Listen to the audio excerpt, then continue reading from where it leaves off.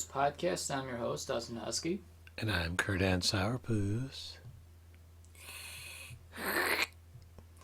So, So, there has been a few things that have happened since the last time we've done podcast. One of them I think made you laugh when I told you this. what's that? So, I farted so loud in my bus that a passenger, this really sassy black lady, is saying, "Did you just fart?" How did that happen? I don't remember hearing that. Oh, then I didn't tell you. No. Oh, perfect. Okay. So, I fart in my bus seat because it's vinyl, so it even makes it even better because it's even louder than it should be. Mm-hmm. So I tried to disguise it when she tells me, "Did you just fart?" And I said, "No, that was the seat." And she said very, very quickly, "Well, you didn't move."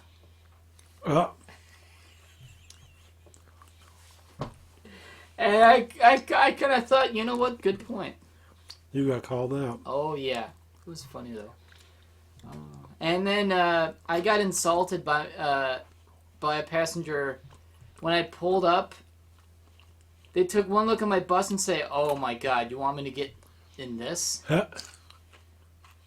And the very first step, I'm like, "Wow, it's so dirty in here." And like, when you're new to a company, they're not going to give you your best, or their best stuff. Definitely not. They're going to give you the most garbage of all garbage. And actually, my bus is the most abused piece of machinery on the whole lot. However, I'm more convinced this company said, "You know what, we'll give him the worst bus and actually see what he does." And you know what? I've not complained one bit. So, they replaced and actually oiled up a few things, even took a look at other stuff as well. They replaced my driver's seat with a brand new seat. Not really brand new. They cannibalized it from a bus that my bus itself taken many parts from. So it's a new used piece. Yes, but actually it's totally brand new. Like, the seat has no rips and tears. Where else the other one was literally falling apart. Does it stink in there too? My bus? Yeah. I never really think of my bus as a stink. I go about my day with my bus, being one with my bus, and I try not to think too much about my bus. That's an interesting question. So, they replaced my driver's seat. They greased up the doors, hinges, and lift so that it doesn't sound like it's dying. Except they missed one handle that still squeaks, but that's okay. I don't care so much about that. Hell, I mean, what they were able to do was nice of them. Did something with my power steering, which squeaks a lot less. And I see that they put on a newer tire, also from a cannibalized bus.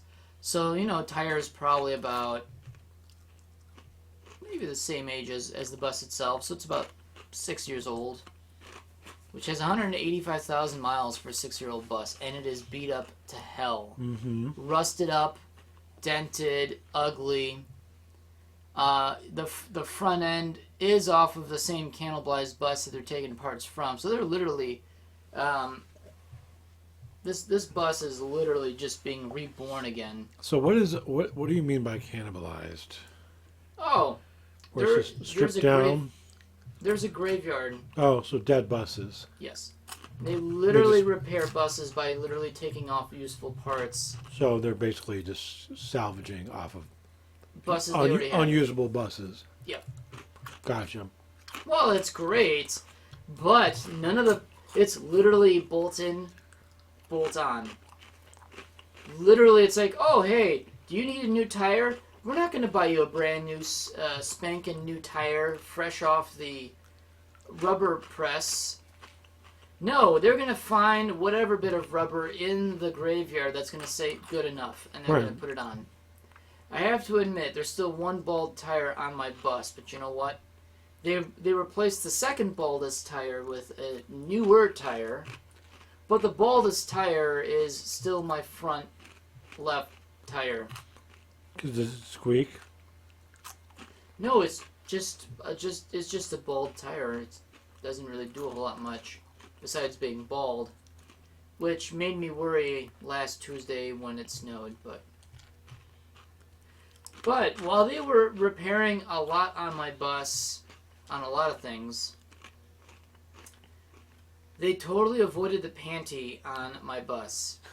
The panty, the women's underwear on my bus is exactly where it has been for the last week and a half.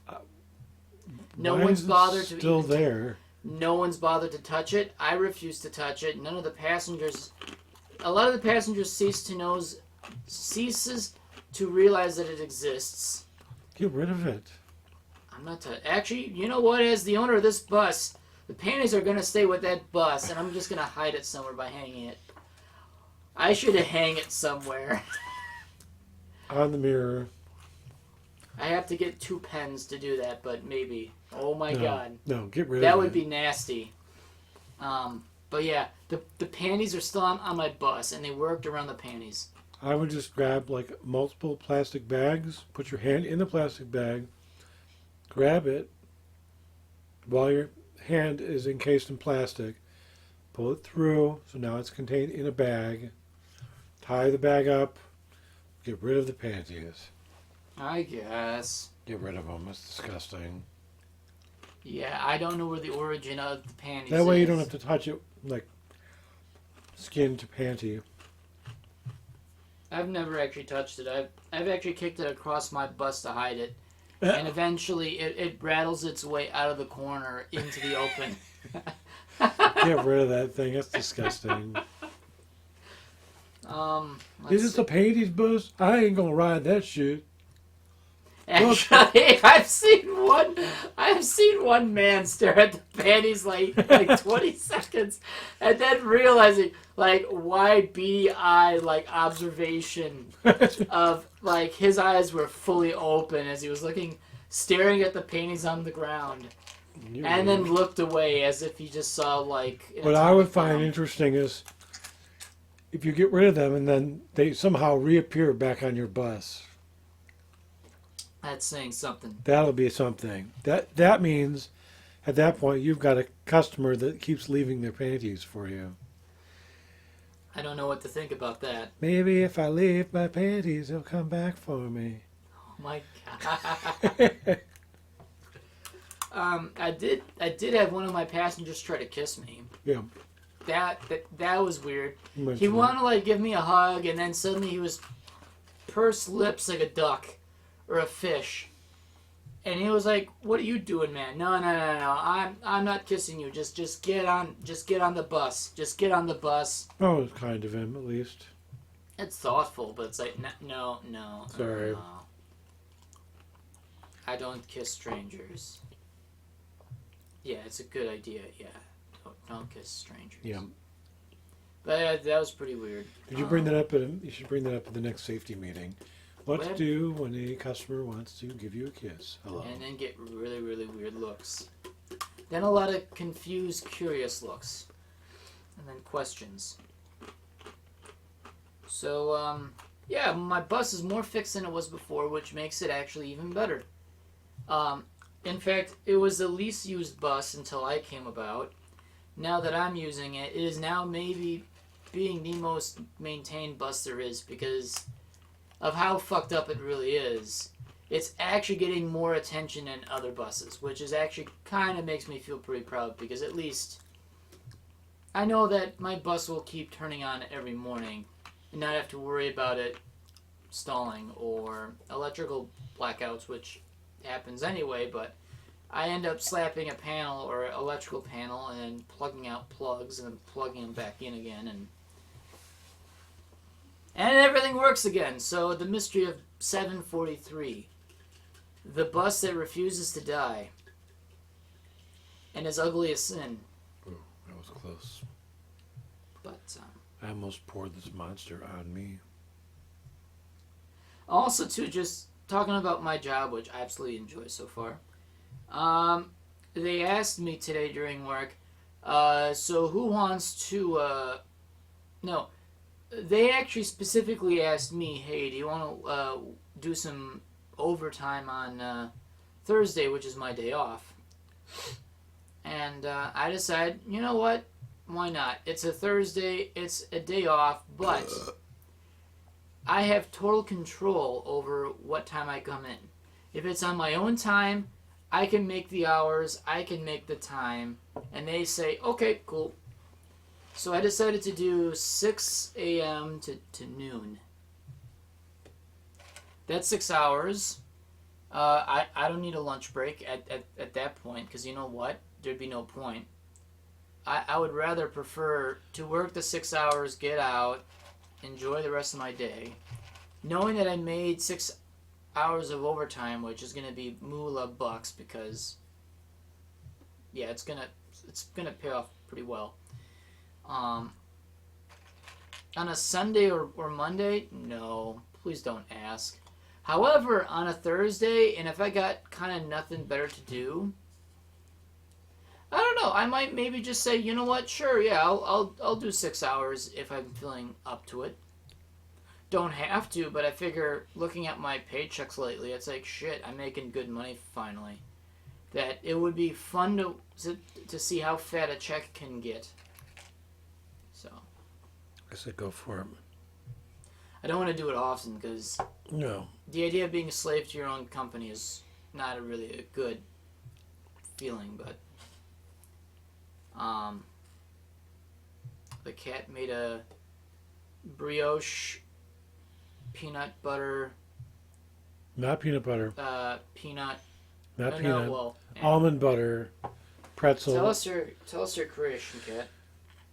It's a chocolate chip brioche. I'm sorry. It should be started differently. It is a peep and pretzel with almond butter on chocolate brioche sandwich. He's about to put his mouth around it. I'm sure they heard that.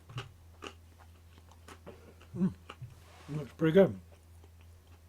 So, I don't think I've talked about this much in the last few podcasts that I wanted to bring it up. But if you haven't heard now, you're going to hear it again. My third stimulus check, and now 2 of 3, that happens to be put on a debit card, which I don't really care about, but if it's on a debit card, you know what? You're kind of forced to spend the money anyway, so I started spending on stuff that I kind of wanted. I bought 2 film cameras with money that I would normally never really spend on a film camera anyway, because most film cameras that I ever buy, and you've been with me antiquing. Oh yes, I love it. I love antiquing. I rarely ever spend more than $25 on a film camera that I find, because you know why? Unknown origin. Mm-hmm. You don't know the mechanical condition of said camera, and what's to say that it's not going to work anytime soon? Which actually, I've never had that issue with any of my cameras, because they are just old school mechanical cameras that they just don't break down. But I tend not to spend too much money on my film cameras, because I feel like you're just better off, well, just spending as little as you can with your film cameras, because, I don't know, I think it's fun. However, some of these film cameras that I've been wanting require quite a bit of money, but I'm not talking about, $300, $400 cameras, but spending enough, like $150, which to me is a lot of money on a film camera, to get something what I want. And I could have definitely got it on my own. It would have taken a lot more convincing to do so, but with the stimulus check, hey, it's money I'm going to have to spend anyway. I thought, why not spend it on stuff that I'd want to get, that I normally have a hard time agreeing with myself to spend the money on? because it is for my own hard-earned money. I bought a Pentax Auto 110 camera, a full complete kit actually, and my very first TLR, or twin lens reflex camera, which I've always wanted to get for the last 8 years. And you know what? Anytime that I did find one for sale was way too expensive, like, again, $300, $400 for a TLR, which, they're great cameras. I've handled one. They're fantastic, but it's a lot of money for an older camera, although they are superb. I just don't see myself really spending that much money on a camera that, yeah, I'll definitely use, but if you're spending a lot of money on a camera, you have a collection, but you're not really going to use it so much. If you don't have any fear in using anything, you may as well not spend too much money, because at least that way, something happens to it, you're not totally, well, fucked. So, I bought some film cameras. The TLR was a Yashica A model, which is kind of neat. It's a bit refurbished, but I don't mind that. I bought some German FF33 field phones that are of unknown origin, unknown condition, and unknown function, or at least functional status.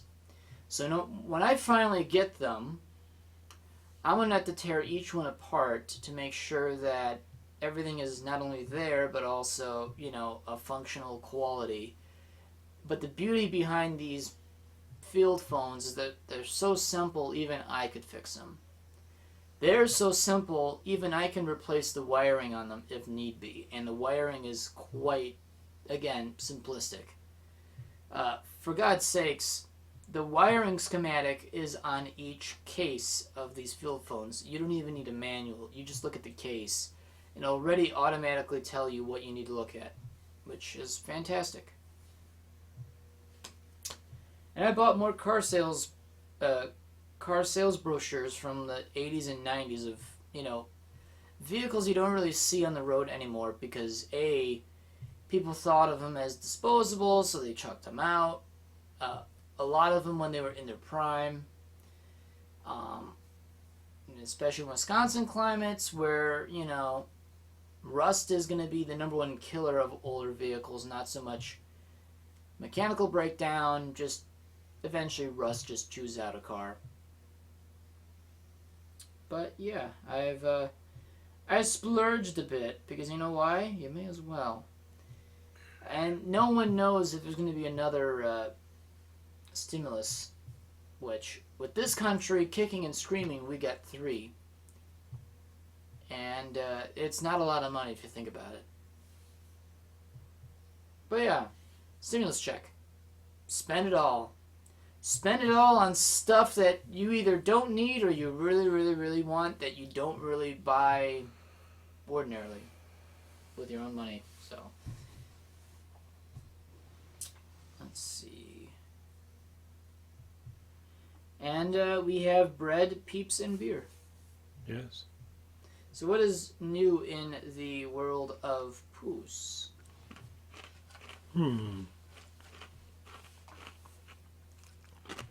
Cheetos. Yes, the cat has Cheetos. Java Loco Monster energy drinks that I have in the morning at work. He is a true believer of Monster energy drinks. It's a coffee, so it's good. Oh, really? He really likes the coffee. And the Poos is not a coffee drinker. I'm not, but it makes me zoom a lot while I'm working. And he zooms and he hover loafs. What happened? Something interesting happened at work today. It doesn't sound that interesting, but... Do tell. Basically, because of the way things are set up and you've had the esteemed... access. Yeah. To the inner workings. Exclusive Hoosk access to the behind the scenes at my store. Of how a Walmart operates. And you know what? It's actually a lot more... It's actually a lot more professional than I was actually expecting it to be. It's actually quite impressive. A lot more going on. Yeah. So, as I mentioned it earlier, Walmart definitely spends its money on the stores and its inventory and how they do inventory. They don't spend any money when it comes to their workers. No. But when it comes to their stores themselves, it doesn't seem like they spare any money. No, they go all out. Right. Which is actually probably a good thing. Because you know what would be awful? Is that you're not only working for Walmart, but you're also working for Walmart that literally spends peanuts on each individual store of what it really needs, and then tell them, hey, no, here's this, have fun with that. Everything is all used and broken. Find a way to make it work. Yep. So you had the I can't find words. Esteemed privilege to Yes. be looking at the inner workings of Walmart. Yep. So, knowing that, when we get our freight in the morning, there's a lot of gray area type products that don't always get put on the right pallet, we'll say. We get a lot of living plants in with our produce that actually belong in lawn and garden, which is literally at the other side of the store. And they sit in our cooler for a couple hours. Doesn't hurt the plant because it's not freezing. No. It's above freezing temperature in there. Most plants can survive through that kind of cold. And as I'm taking shrink wrap off my pallets, I pull them down, take them over to lawn and garden, give them to whoever's working in lawn and garden. I don't know where shit goes over there. It's not my department. I'm never over there.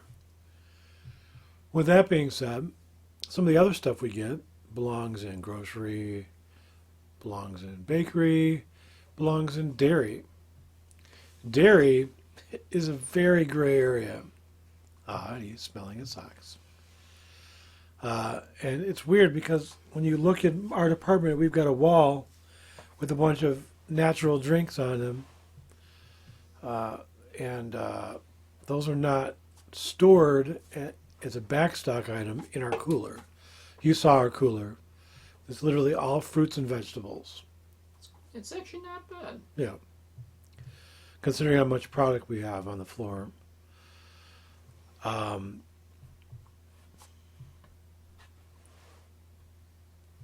you go. Gotta have your peep sandwich. So, today I was putting out strawberries, as I do, and somebody from the regular stock team came over with her cart, walked into our back room, was back there for a good 2 minutes, and then all of a sudden came back out, walked away. And of course, me being me, had to go in and see what had changed. What present did we get from someone? And she left me some drinks. Aww. Yeah. Out in the open, not in the cooler. They need to be refrigerated, mind you. She just plopped them on top of my tomatoes in the middle of the room. Aww. Yeah. I was fuming. Because why not just come directly to me?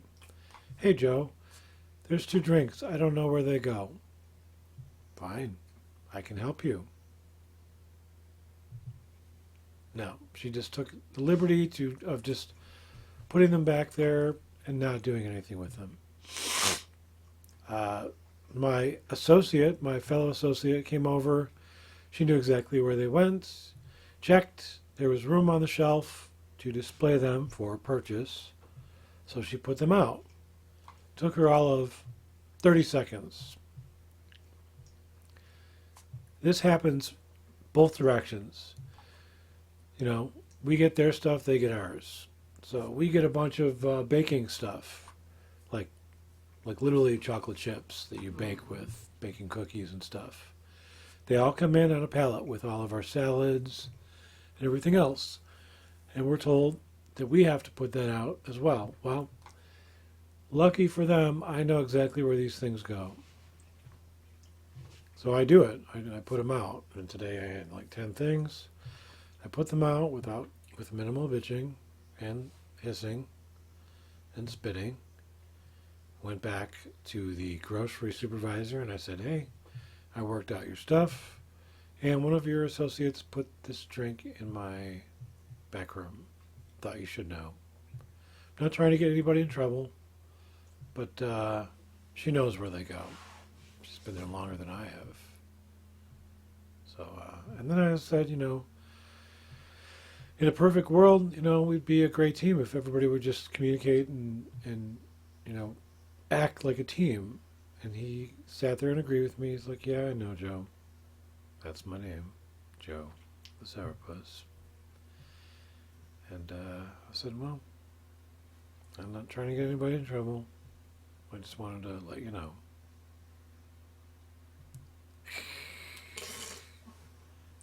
And I worked an extra hour and 45 minutes today.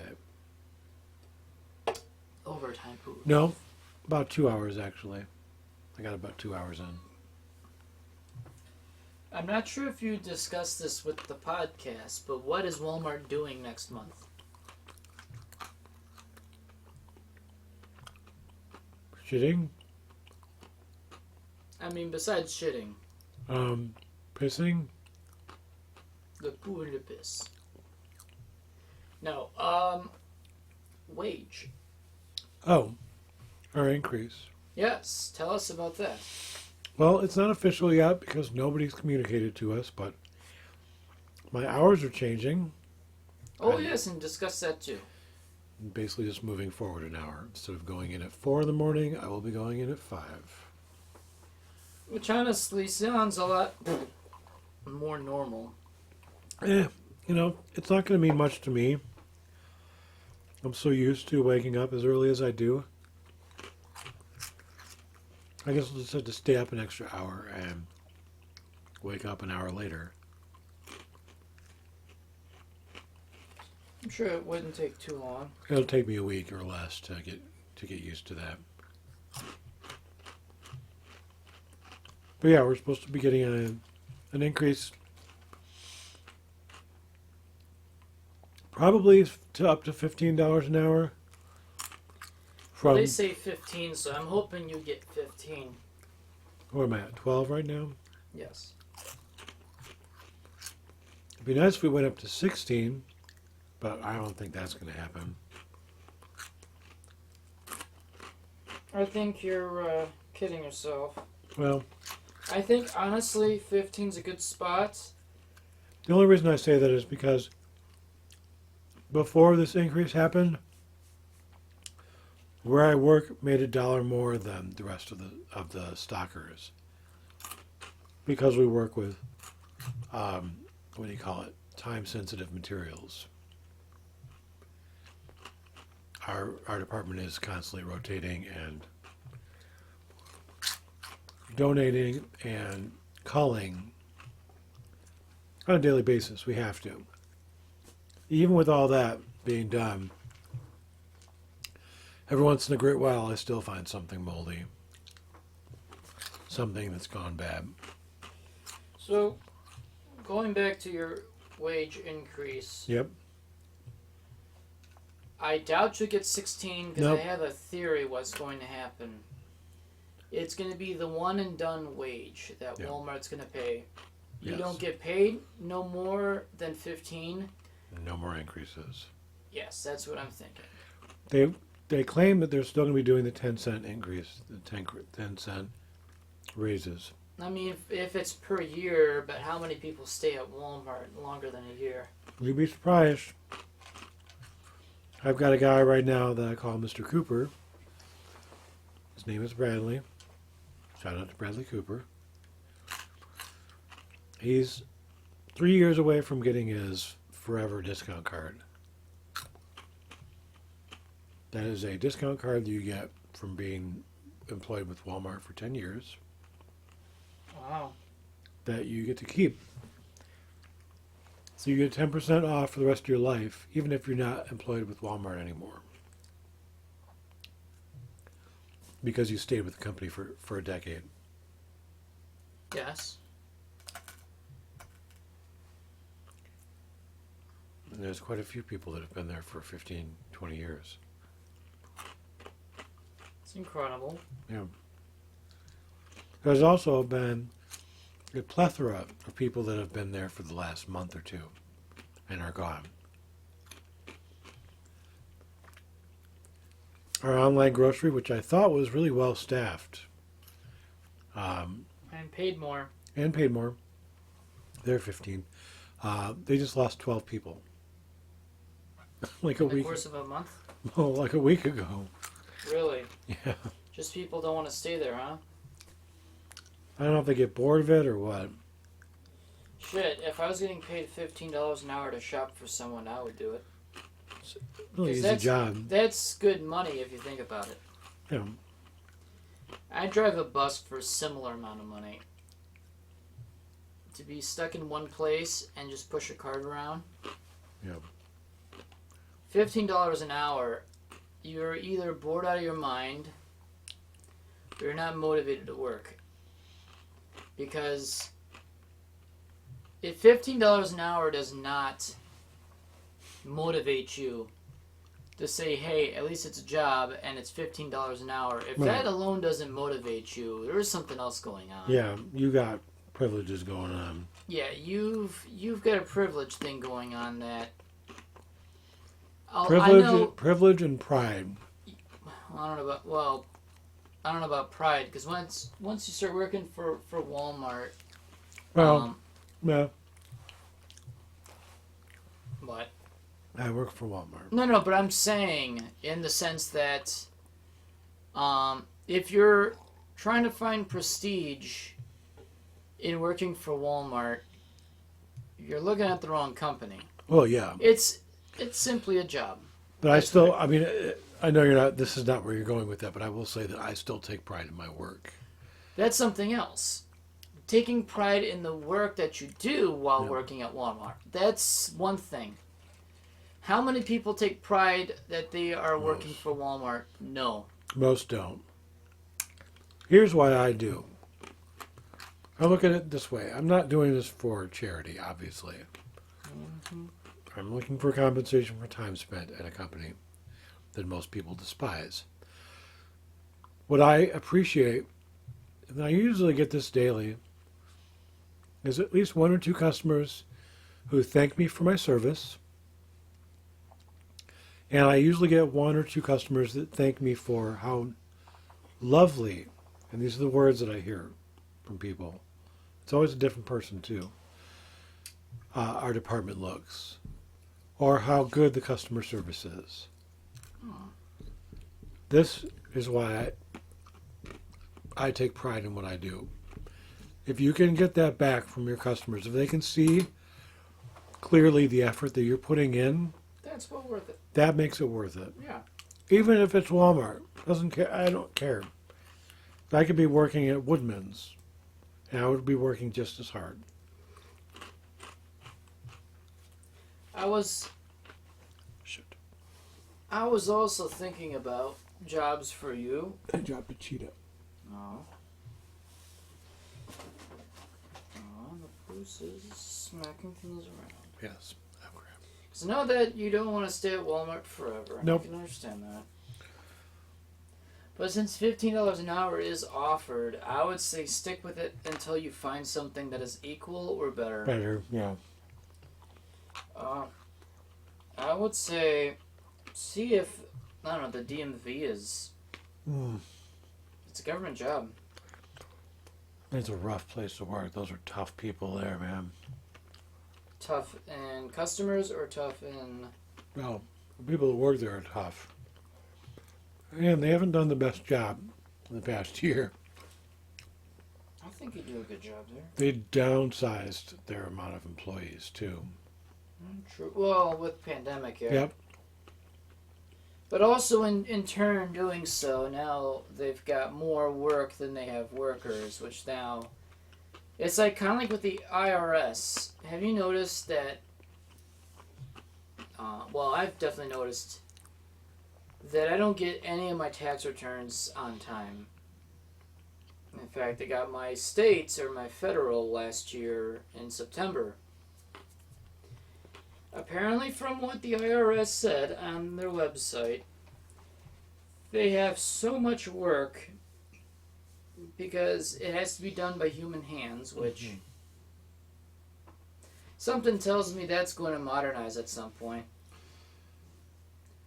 But there are people from last year that didn't get any of their tax returns. You know, here's my thing about that. I fear that they're going to outsource to take on the workload. They're going to send our tax money to China. Yeah. Or India. Or Mexico. You know what? They might actually do a better job. That's a pretty sad fact. That's a pretty sad fact. I mean, they would do a better job than a lot of these other people. Okay, alright. You know what? Let's get into that subject. Outsourcing jobs. Nothing is so unpopular within any country to the term outsourcing. But in the country of the United States, where outsourcing is in a barber chair as high as God himself. Because companies cannot exist without... what the fuck is it called again? Outsourcing. There we go. I'm so tired. Okay. We have illegal immigrants working our farms. Because no American is willing to work the hard blood sweat to do the job for little pay, even though that it is the most important job within this country. Without food, we can't get around. Without farmers, without food, we're fucked. Yep. Literally, without farms, there is no food. That's plain and simple. But you need workers to make it work. Yeah. And the average American is not going to go out of his way to be making next to almost nothing. Yeah. Because farmers are barely making even, for the most part. So... it's borderline slave labor, too. However, to the average Mexican immigrant coming from a country in which they're paying... or their labor standards are even so lower than ours, us paying them $7.25 an hour to work the fields every day is actually advantageous for them because it's more money they've ever seen relative to their own currency in terms of value, which is great for them because it makes them feel better. Unless you've worked in this country long enough, then you realize, yeah, it could be a lot more better. Yeah. But you notice that Americans, like blue blood Americans, they don't like hard work. No. They're allergic to it. Yeah. So they'll gladly give it to any immigrant to take the job. You look at landscaping companies. Yeah. 99.9% of those employees are all Mexican. And I'm not being prejudiced. No, me neither. It's just it's a fact. I'm stating a fact that people who are used to hard work sees it as just a normal opportunity. In fact, so normal they don't think about it. I enjoy working hard.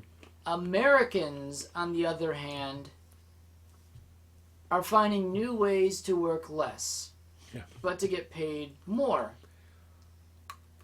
The average immigrant is just trying to make ends meet to help his family.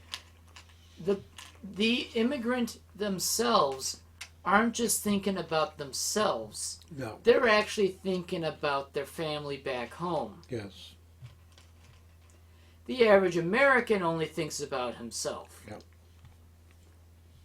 Let's be real, that's just how it is. Yep. And you and I think of it too, because you know what? How can we do well, given the resources we have? Yep. how is my money spent with how much I'm making. Yep. In that case, we do think about it ourselves, by ourselves, for ourselves, only that. Because at this point, I'm not giving any money to you. You're not giving any money to me. I'm not giving any money to my mom or my brother or whatnot. You're not giving any money to your sister, or you might give it to Sylvester, but Sylvester would swat at you and you'll never get it back. Nope. The idea that the average American does not want to do any dirty work is already a telltale sign that you are inviting people from other backgrounds who may not even be from the same country who sees that type of work and say, wait, you have a problem with doing this?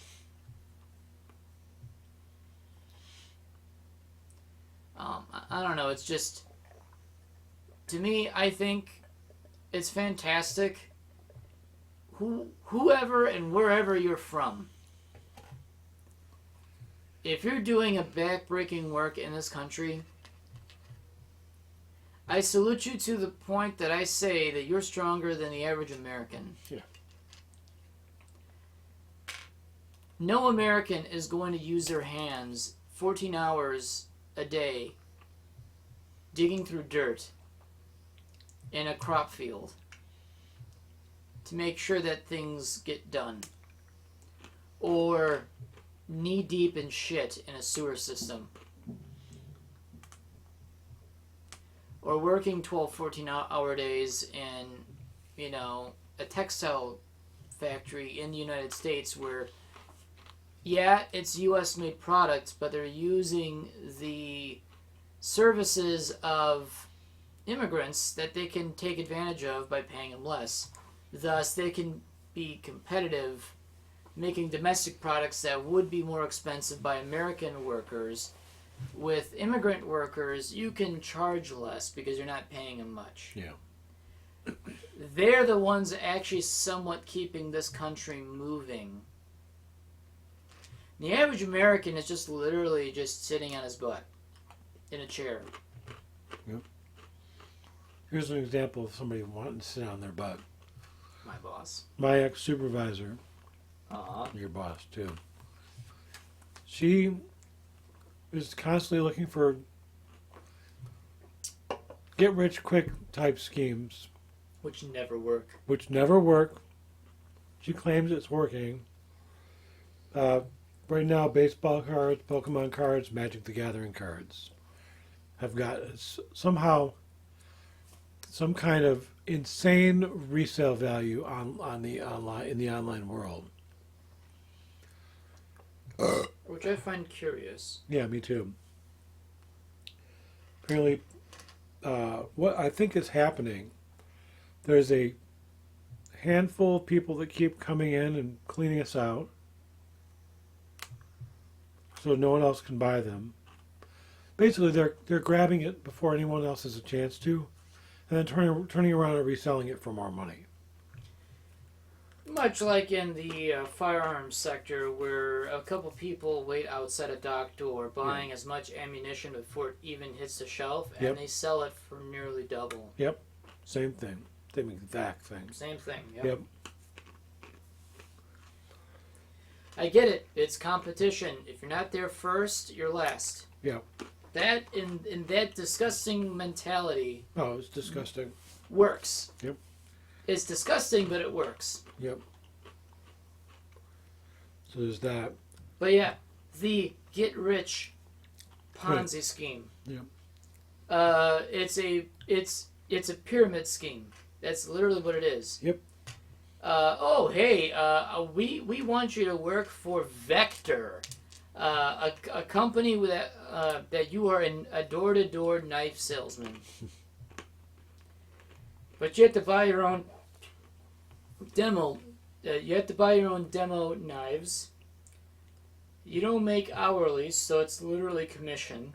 So it's as hard as you can work, which means you're working every single damn day and nearly every single waking hour to make any ends meet, and you may not even make a sale,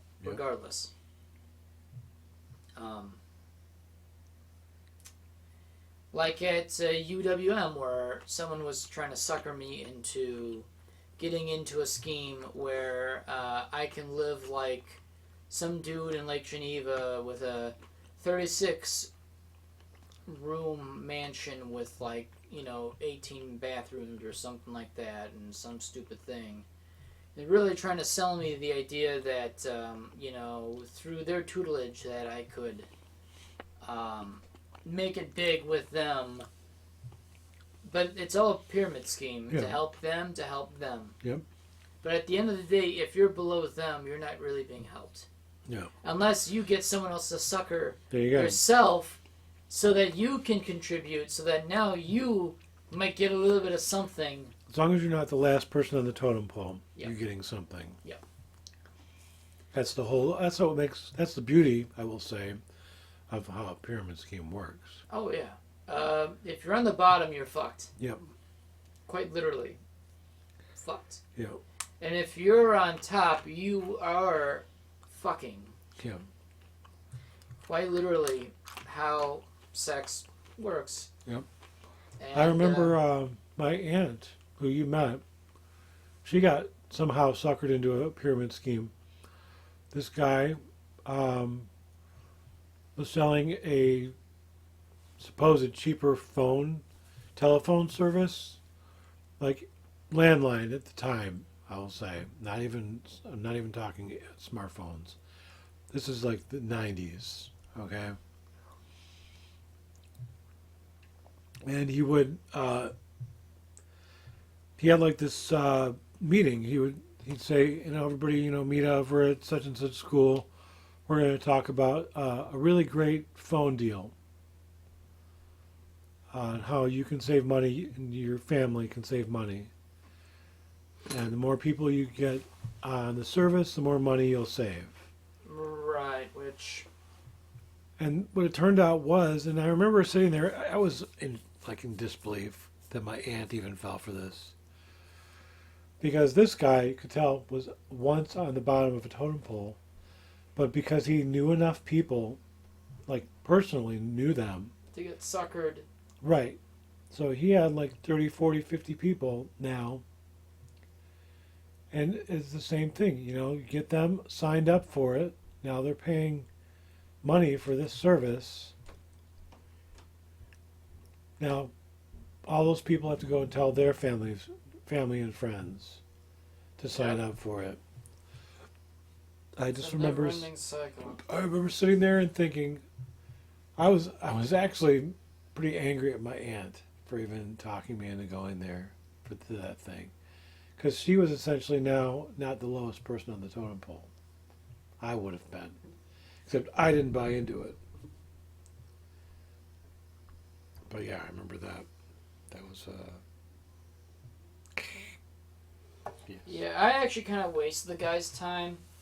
Yeah, act like you're interested and then don't do it. Actually, no, it almost seemed like he just wanted to talk about stuff with someone. It's like, you know what, sure, whatever. Kind of figured what it was going to be about, and it's like, dude, you know what, I'm not interested. Then he got upset, then he got really all uppity about it. Because, they're trying to guilt you into doing it anyway, bullshit. Yeah. And it's like, you know what, no. And I never seen this person again. Yep. Or getting a text message saying, "Are you in?" Yeah, it's like, no. I am out. I am out. And then they would get butthurt when you would say that. It's like... Oh, of course, because again, they're trying to guilt you into doing it anyway.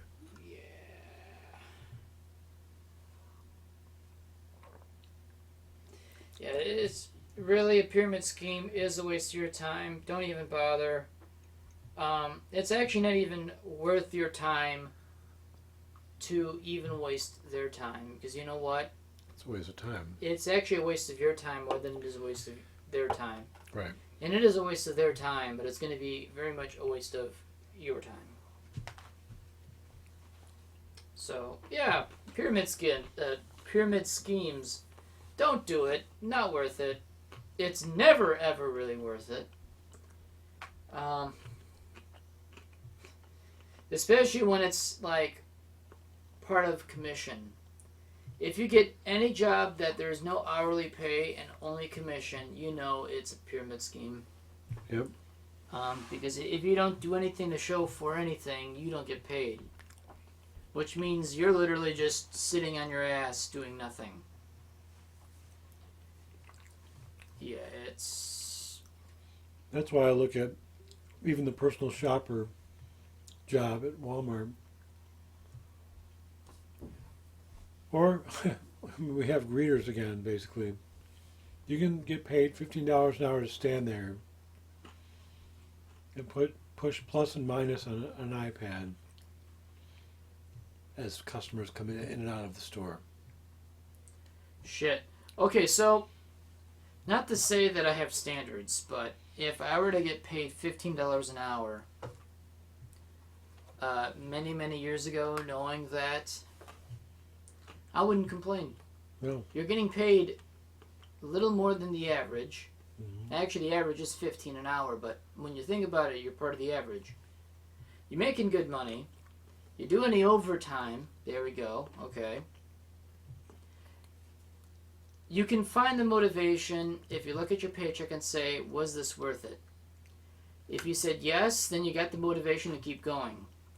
If you say no, then it is not worth your time.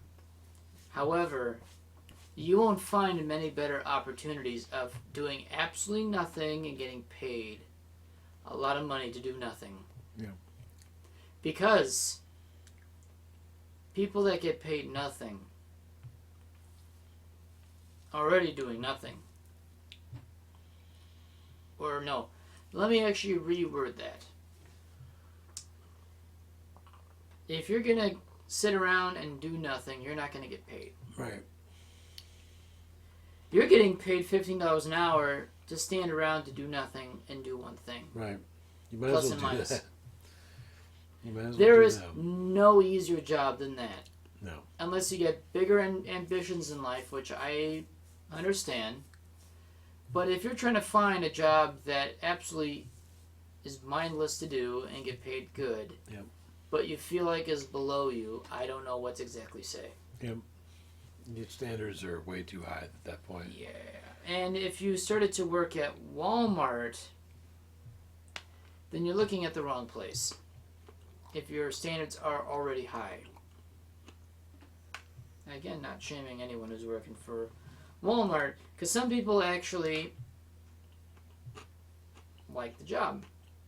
Some people even actually take advantage of it because it's not bad. Could be a lot worse.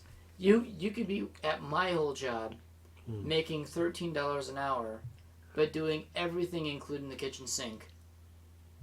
That's Which at that point, you'd be better off being paid $18 an hour for all the work you've done. So you're being underpaid for the amount of work that you do. At Marsh. Yes. My bus job, I'm being overpaid, which is fine by me, because I drive bus. But it does feel nice to finally get paid money just to drive around. Yep. That's easy work. Yep. That's easy work. And driving is not hard, but neither is it easy. Well, and half of that is based off of the people around you. Are they making it hard? Yeah. By being idiots? Oh, yeah. Like today, for example, there was at least a good 10 accidents. How? There's less Dumbasses. people here. I look at Chicago compared to Milwaukee. Yeah, well, we're dumbasses up here. There's no reason for there to be that many accidents. There was a semi-truck that flipped over today. Oh my God. How it flipped over, I actually don't know, but it flipped over.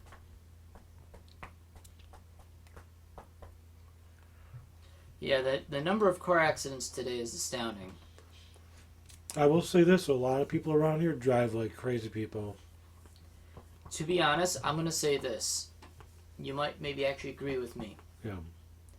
I think the people in Milwaukee County are more dangerous drivers than any driver driving fast in Chicago. Well, I wouldn't say that. I can never say. I can't compare one city to another because of the density of traffic. I'm talking about the quality of driving. I think Chicago drivers drive the fastest. Yeah. All I can think of is that guy on the motorcycle when we were going to sushi. Doing 120 miles an hour. At least 120. Now that's reckless, because at that point, if something were to happen, you have no chance. You pretty much become hamburger meat. Yeah. And he wasn't even wearing a helmet. Right. From what I could see. Chicago drivers are methodical in their driving. Yeah.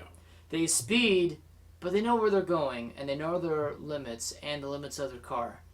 In Milwaukee, they speed, but they're also totally clueless about what they're doing. And often enough, they think their vehicle can compensate whatever driving habits they have. If anything, I like to think Chicago drivers actually know what they're doing when it comes to being a terrible driver. I think it's too much bears on the individual. Because I see a lot of good drivers around here too. Oh yeah. But I think part of it, the thing is, people don't compensate for the idiots around them. Yep. You know, that one elderly person that doesn't drive fast because they probably can't see well. One of those people would have been my dad before he gave up his privilege to drive. He could barely see, and he was still driving. Did he voluntarily do that? He did. He came to me one day and said, "I don't think I should be driving anymore." So what do? Did they just take his license, or He just stopped driving. He just okay.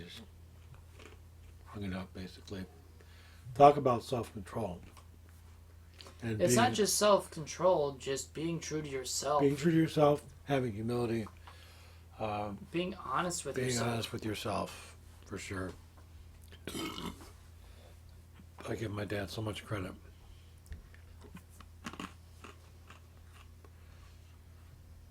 He just knew his time had come. He just knew he couldn't do it anymore. He's putting his wife in danger. He's putting other people on the road in danger. And he was driving your car for the most part. Yeah. He didn't barely drive his own car. No. Probably for good reason, too, because that car was falling apart. And it was a menace. Oh,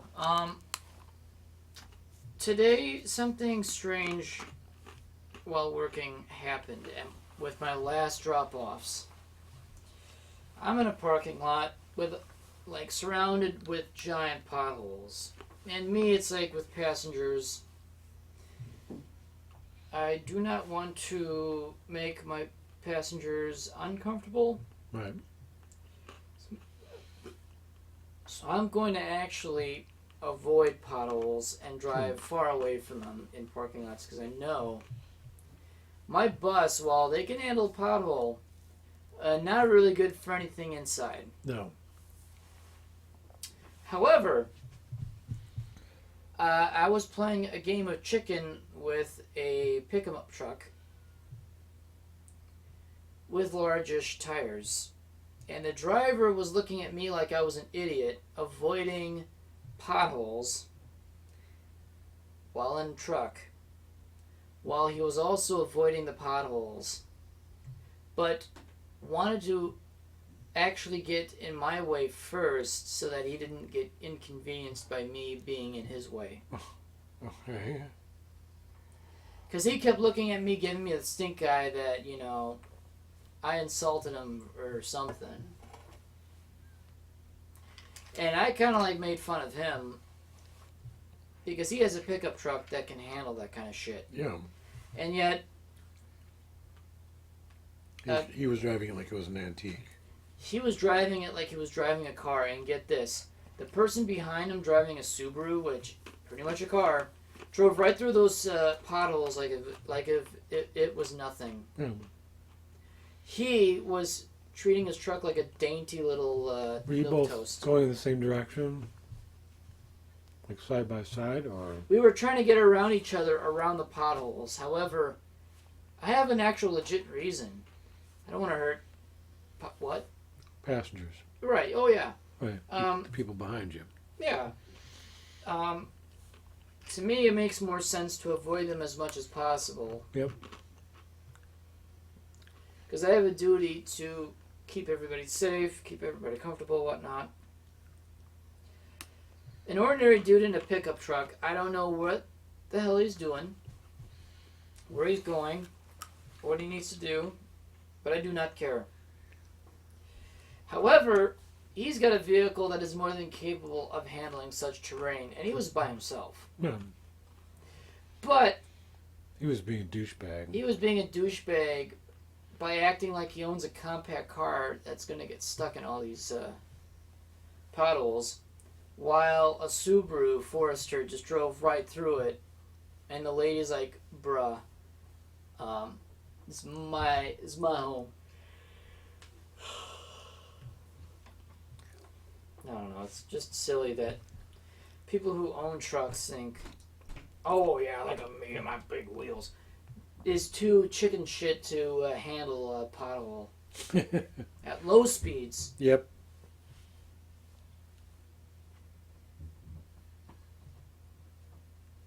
What do you think? Are you kind of struggling to stay awake? Oh yeah, I don't know how. Yeah, oh yeah.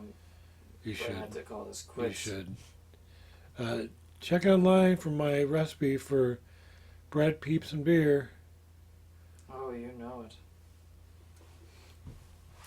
Oh, yeah. With this kind of job, and I noticed that 11, 12-hour days are becoming the norm. Yeah. Around 9 o'clock is when I start to struggle to stay up, which at this point, I would be better off. Is it really 9 o'clock? Yeah. Damn. At this point, I'd be better off just... Crashing. Yeah. As soon as this ends, I'm going to get my Hoosk nest going. I can take care of this later. Yeah. When you work a job, you realize you have time for stuff, but you also don't have time for stuff. You don't have enough time for stuff. Especially when you're supposed to work a 10-hour day and your company's giving you 11, 12, 13-hour days. So when you think you had extra time, by the time you get home, you're too far exhausted to do anything. Yeah. I can see why fast food thrives.